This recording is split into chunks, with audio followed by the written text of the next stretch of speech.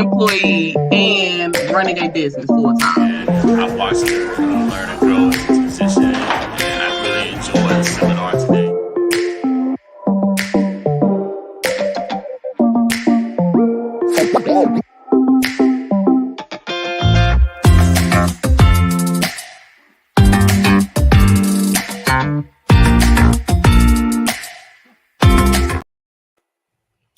Hey y'all, hey, this is Brandy Fox coming back live with another Talk It Out. And for the month of February, number one, let me start by saying Happy Black History Month. I am super excited about it. Power to the people, because if you know me, that's why I got my fro, baby, just the inspiration. But if you know, then you know that Black people, African Americans, we have made substantial contributions to the history of America as well as worldwide. So shout out to all my African American brothers, sisters out here who are doing it for the people. And tonight, me and my homegirl, mentor, shoulder. Tonight, we are going to be talking about how to pivot your business model. As we know, times have changed a lot since COVID. You know what I'm saying? COVID was one pivot that we all had to do. And now that we're out of COVID officially, now it's another pivot. What does your business model look like now that we are out of COVID? Is it still working? Are your strategies still the same? Do you need to switch it up? What does that look like? Those are things that we're going to talk about tonight. So if you are tuning in, please do not forget to share this live in honor of Black History Month 360. Well, not Black History Month. In honor of 365. 366, because it's a leap year this year. Okay. I stand corrected. In honor of being Black 366 this year, 2024, I want to make sure that we're getting this information out to as many entrepreneurs as we can, because pivoting is key. If you do not pivot your business model at some point or look for opportunities to pivot and innovate, you are going to be left behind. A prime example, Blockbuster. Prime example, Circuit City. Prime example, Toys R Us. These are all companies who are unable to pivot, and because of that, they are currently no longer existent. So, with that being said, I'm going to pass the mic over to Jania. And Jania, just tell the people a little bit more about you, your entrepreneurship, love, what you want to do when you grow up, what all that look like. I'm not grown yet. Okay. I guess I'm still going to be growing. Depending on the day, girl. Depending on the day. Yeah. So, hello, everybody. Jania Massey, for those that do not know me. I am the founder and executive director of Stiletto Boss University, which is a youth entrepreneurship program for girls age 11 through 18. And we're headquartered here in Charlotte. I'm also the CEO of HUPAC, which was just recently rebranded. It is basically your corporate social responsibility firm, but I like to say community social responsibility firm. And we're about making sure that you put community in all your needs. If you're a for-profit or a nonprofit, how do you make sure community is forward-facing solutions? So I'm excited to be here. Yes. And y'all, Jania, she said that, but y'all, she been in the game for a minute. She is one of the people that got me into entrepreneurship, helped me make it a passion. Just always been down for entrepreneurship. So that's why when I made the decision to have somebody on here, she was one of the first people that I wanted to have. So with that being said, let's go ahead and get started. Number one, if you are not following our page, please follow at B.D Entrepreneur. I'm going to be continuing to drop facts about how new and aspiring entrepreneurs will have the ability to start and grow their business efficiently. It's already hard enough to be an entrepreneur, but I can't imagine how difficult it is to try to have a business now in 2024 as a new entrepreneur, the way technology is taking everything. But we're going to get more into that. And Jania, just to confirm, your Instagram hashtag is at HUPACT, HUEPACT. Yes, ma'am. Perfect. Make sure y'all follow my girl, Jania. She is a nonprofit consultant as well. So if you are a nonprofit and you are trying to figure out how to grow, start, get into that nonprofit space, in. She is a guru. She know everybody and their mama, and she know how to make it work. So, with that being said, let's go ahead and get started. Okay, Jania. So pivoting, as we already know, is already a part of entrepreneurship. So I know, just in knowing you for over 10 years now, I know that there has been times that you have had to pivot. So let's start with, what did it look like for you the first time you had to pivot in entrepreneurship?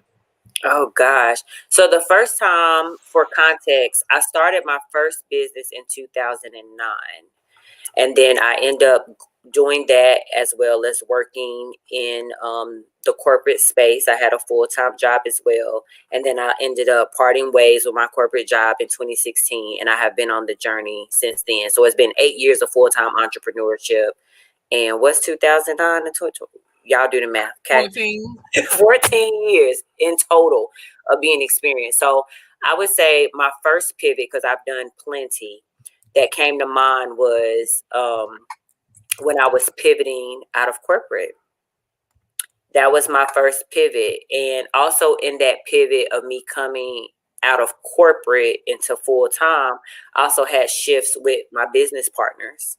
So that was very instrumental in the pivot, because for those that have had business partners before, my first business partner was the best. I always give her a shout out, Deidre. She was the best. Now, we didn't know what we was doing, but we knew what we was doing. Because, when I was looking back at some things, we had trademarks, we had a business agreement, we had a partnership agreement, we had all the things, right? So, but we were just going off of logic. But we also had a lot of things in place.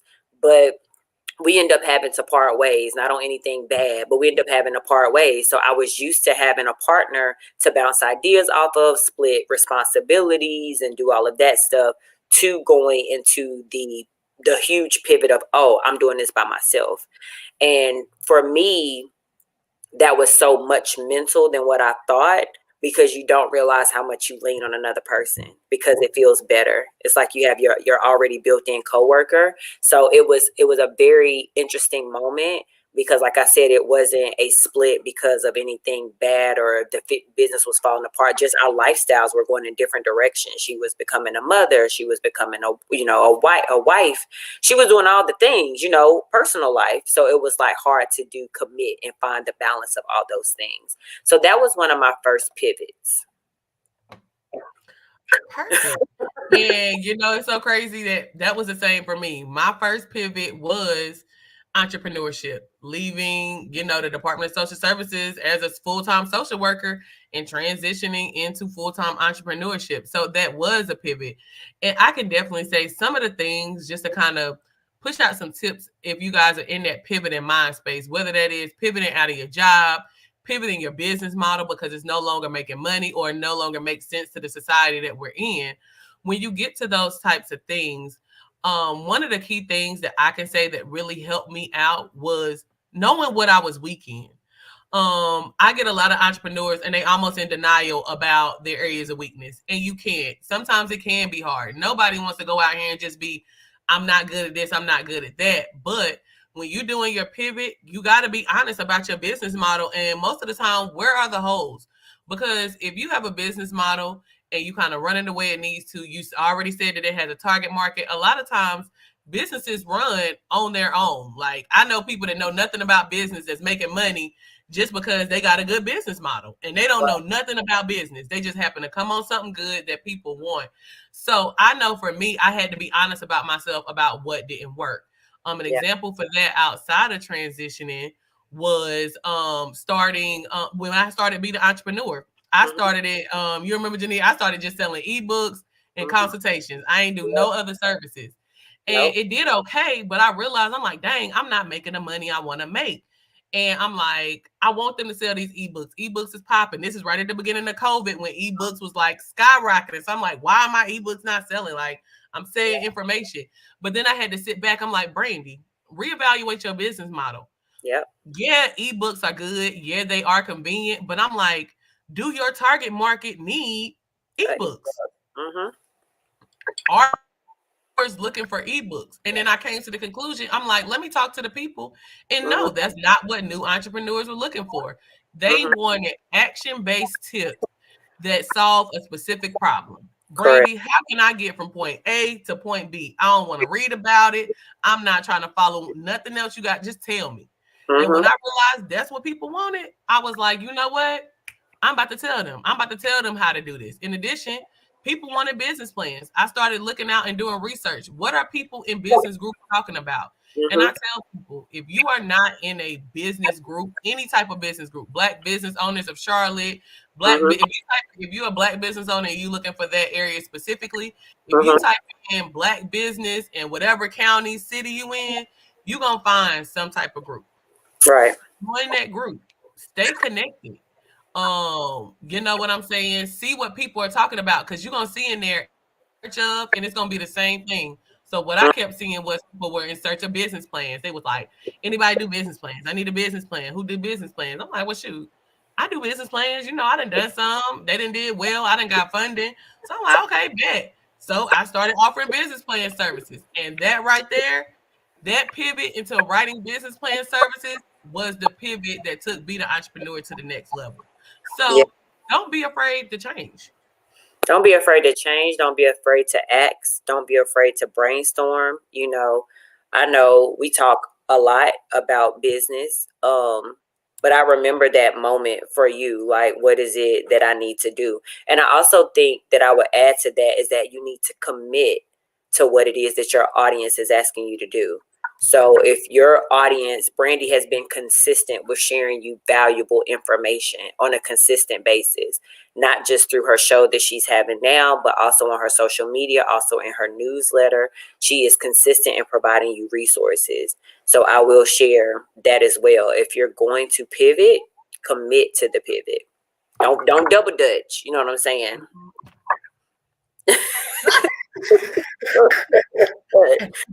Don't want to go in, don't want to hop out.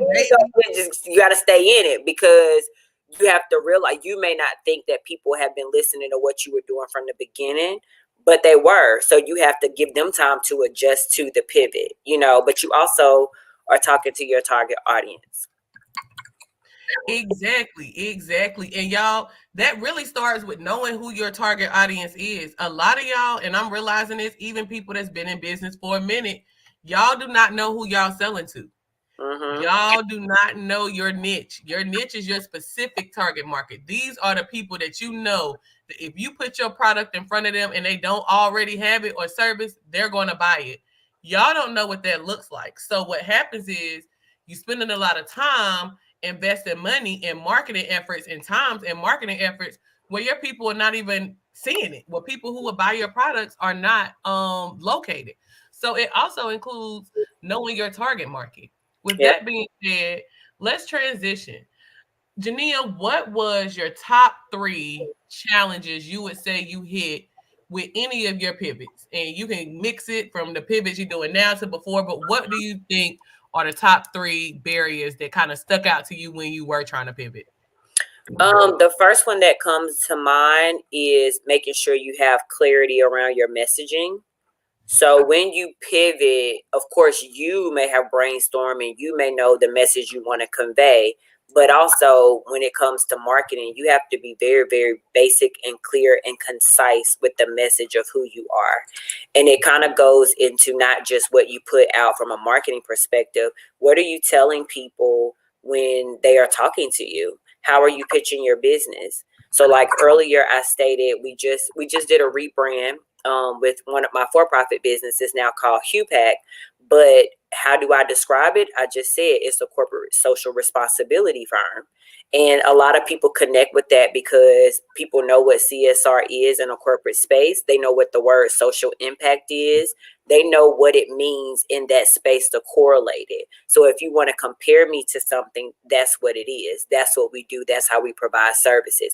And it gives you an insight like, wait, she helps with corporate responsibility, you know, because we're now in a season now where DEI is starting to dissolve.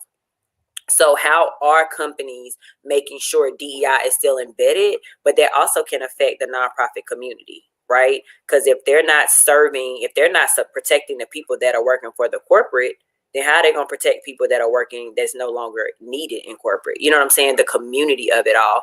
And I think it's also making sure that you have become the expert in the space that you want to be in. You know, you are known as be the entrepreneur, but you are known to be the expert for business plans. And that's amazing to be known as that. So I would say those would be my top 2 tips, because if you're not clear about your messaging, you'll never be able to pitch and sell or have the confidence to do it. And if you don't become the expert in that area, then people won't trust you to do what you say you're going to do. Exactly. And that's literally what I tell my clients all the time. I'm like, look, y'all, I'm like, become an expert, know what you're talking about. Because if you know what you, especially when you in the informative space, consulting, teaching, financial literacy, when you in any of those spaces, number one, these are very competitive areas. Very, very competitive. So you have to figure out, okay, I want to be a business consultant, but what type of business consultant? What is your specialty? What is something that you know so well that if somebody asks about it, you want to be the first person to pop in their head? So if somebody asks me about something nonprofit, Jania is the first person to pop in my. It's nobody else. It's a couple of people after her, but nonprofit, I tie that to Jania. And I'm like that with a lot of things. Like if somebody looking for a gaming truck, Laughing Production, Laugh House Productions, that's the first people I'm tying to. So I have certain people that I've seen consistency, like Jania said. I've seen consistency in their word, what they do, how they move. And because of that, it's allowed me to know that, hey, if anybody asks about this the first person I'm a tag. And it's like that with my massage business, Pinterest Mobile. When anybody say anything about massage, like Charlotte, they tag it like, oh, tag. I go into a group and I'll see where I've been tagged 6-7 times. And that's exciting for me because I'm like, okay, I'm in my zone, I'm in my area, I'm doing something right, because not only am I getting clients, but people are referring me as well. And that becomes from being an expert and having clarity in what I do. Nobody has to guess. You know exactly what I do and what I offer, because I make sure that message is consistently clear. So I love those tips, Shania. Thank you so much for those. So we're going to move into, what were 3 signs that it was time for you to pivot? And you're going to have to choose one. You're going to have to choose either the work one to full-time employment or a situation where you had to pivot solely as an entrepreneur. So you got to choose one or the other. The biggest pivot that I feel is more recent. It comes with the rebrand, but also it comes with expansion, with scaling. So there was a moment, if I go to my nonprofit side of Stiletto Boss University, where I was doing everything. I was solo. I was teaching the classes. You know, I had volunteers to help, but I was running the website, I was doing the account, and I was doing all the things, which is the reality to a lot of Black-owned businesses or Black-owned organizations. When you start, or not even put race in it. When you start a business, some people don't have the capital to hire. So one of the bigger transitions I had to deal with in that was hiring people. And you were one of my first hire. You were one of my first hire. I think it was me hiring a virtual assistant, and then it was me hiring you to do West Charlotte back in 2017, 2018. And that was an interesting shift, because sometimes, because you do it so much, you know how you want it to be done, but then you don't realize the value of an SOP, standard operating procedures. You know, there has to be something in place for you to tell people how you want to convey what your business is, right? And it also, my virtual assistant helped me to get systems in place. So since then, we have been able to expand and scale, not just in the community, but with our staff. But one fact that I recently I was watching a podcast, and I heard that there are like 96% of businesses could be like Black owned, but only 4% of them have actual staff. Most of them are just solopreneurs. So it was a very eye-opening thing. I was like, wait a minute, I'm in the 4%. You know what I'm saying? Like, the 4% is small, but Lord, it just shows you how much of it's a weight. Like, I'm proud of myself to say that we do have staff and consistent staff, but also it's a big weight, because I remember how I felt not to have staff. So to think that 96% of people don't have any type of support, but I am in the 4% that does, is huge. But it is a huge pivot, because the truth is, without faith, without understanding resiliency, without understanding your purpose, you could fold because you could be stressed out thinking that you're taking on the pressure of somebody else's livelihood and lifestyle, including your own. And you can't look at it like that. You have to look at it from a perspective of, this is me expanding the dream, this is me falling in line with the vision, and this is me alleviating myself so I can do more and not be stretched thin or burned out. And that is 100% correct, baby. Let me tell you what, that staff is something serious. When I read that statistic, I think I read it in the Pride magazine, actually. They was talking about that. And I thought it was so crazy. But then you think about statistics, it's all correlation, because it ties to why 90% of new businesses fail. Yeah. Because you're doing all of this by yourself. Yeah. It's crazy. I don't know how I made it. Already a lot, you know, especially if we put in systemic racism, you know, things that black businesses don't have the same access to capital. We see that now. Don't even bring up Black women. We see that now with the Fearless Fund Foundation, them going to court. So it is a lot, and you have to stand in strength, and you have to be mentally strong to know that whoever I bring on the team, nobody is saying your team has to be 50 people or 25 people. But what I am saying is really assess your business and what you're trying to do, so you can take away the things that you don't like to do, so you can excel in the things that you do like to do. I agree. I couldn't have said it more perfectly. I really can't. So with that being said, I'm going to go into, as we close out for today, y'all know my goal with Talk It Out is not just to get on here and just do another business talk or anything like that. We want to talk about real things that's going on, but I also like to leave every client, even if you've been my one-on-one clients, I'm leaving you with some action steps. I'm leaving you with some information so you can apply it to your business now to start growing your business.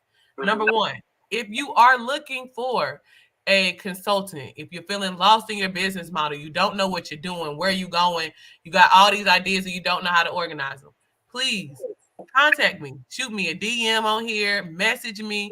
Let's get connected. For as little as $20, we can hop on a consultation, and I can understand your business model, give you a couple tips, and let you know what those next steps would be.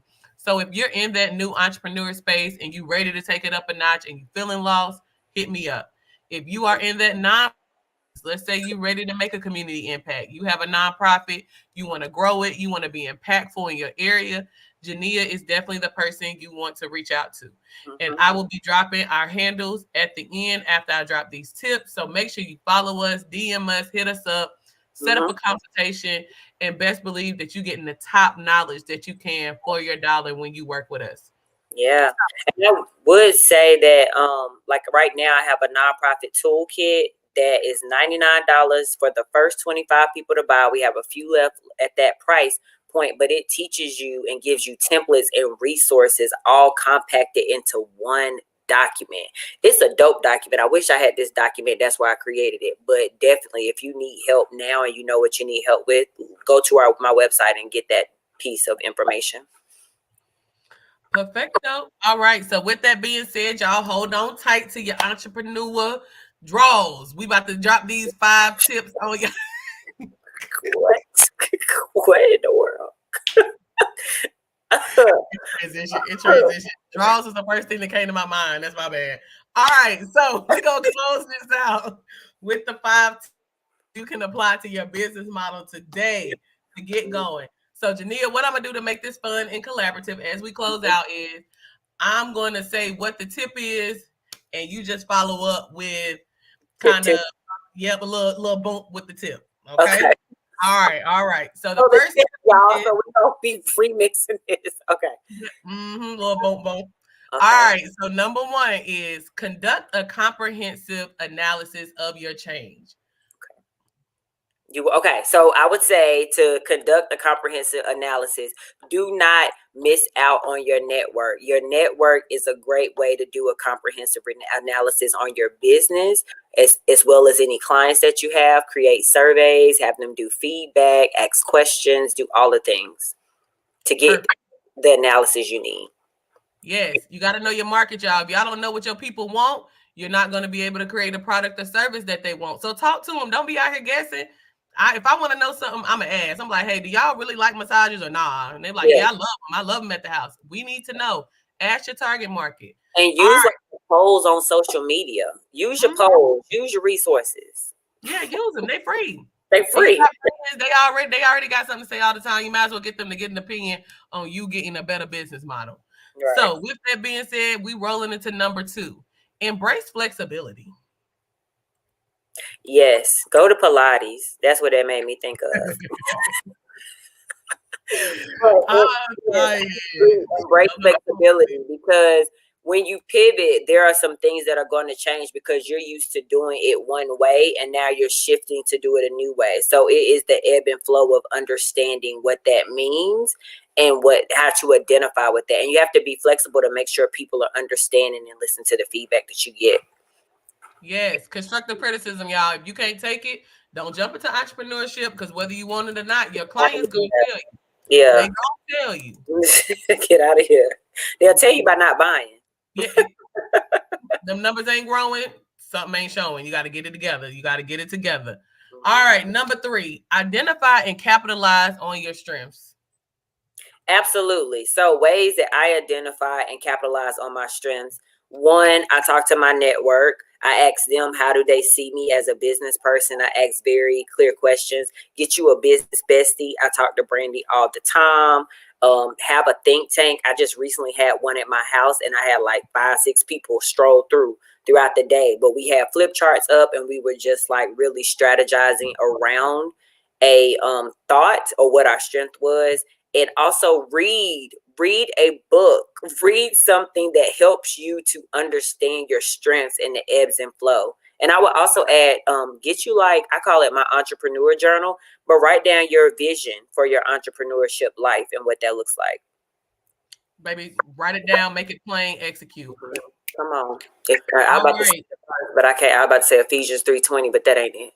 That's all right. It sounded good though. Habakkuk 2:2. Write the vision, make it plain. Come on now. Amen. Tap in. Amen. Number 4, listen to your customer feedback. Please do. That's all I got for that. Because who you working for? Them. So why wouldn't you listen? Next. Stop being hard-headed, y'all. They telling you what they like. They telling you what you don't like. They not lying. They not buying because you think that they lying and they not. Do what the customers want. If they like green polka dots with a splash of purple, baby, every scarf they get is going to be green with a splash of purple. Even though I don't like them colors and they real ugly, if my clients like it and they buying it, I'm going to deliver. Remember, it's about what the clients like, not what you like. Yes. Lastly, in closing, seek expert advice. That means you just need to hire me or Brandy. Period. Pooh. I mean, it don't get no. I don't even know what to tell y'all. Business. You know what I'm saying? We stand on business. So holla at us if you see us in the street. Bank head bounce out. Thank y'all so much for tuning in tonight for another Talk It Out. Every Tuesday, 7 p.m. You can catch me live with a special guest. For the month of February, Jania will be my guest for the next 3 weeks. And we bring in the same energy every week. So just stay tuned. Different topics, different information. But we love y'all. Don't forget to share this live, even if you watch it on the back end. Y'all be safe. We'll talk to y'all soon. Hasta la vista. Hasta luego. Te amo. Black power.